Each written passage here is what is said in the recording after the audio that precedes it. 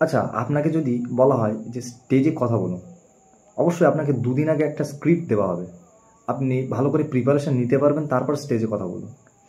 এবার যদি বলা হয় আপনাকে কোনো স্ক্রিপ্ট দেওয়া হবে না, উইদাউট এনি স্ক্রিপ্ট আপনি স্টেজে কথা বলুন, আপনি কি পারবেন?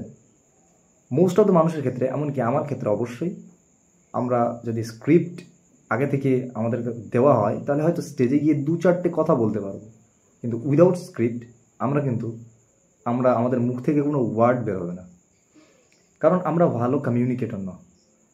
কিন্তু আমাদের কমিউনিকেশন ইমপ্রুভ করার জন্য আমরা কতজন চেষ্টা করছি আমি জানি না, কিন্তু আমি একজন গুড কমিউনিকেটর না নিজে, যার জন্য, এবং আমি চাই একজন ভালো কমিউনিকেটর হতে, আমার থটসগুলো যাতে আমি ভালো করে এক্সপ্রেস করতে পারি, গ্রুপ অফ পিপলের সামনে কনফিডেন্টলি যাতে কথা বলতে পারি।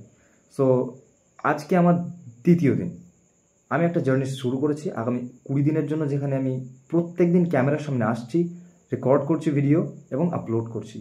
এর মাধ্যমে আমি কিছুটা কমফোর্টেবল হতে চাই, যাতে ক্যামেরার সামনে আমি উইদাউট এনি প্রিপারেশন কথা বলতে পারি। এই জার্নির পরে আমি কিউরিয়াস, এই 20 দিনের জার্নির পরে কিছু চেঞ্জেস আমার মধ্যে লক্ষ্য করতে।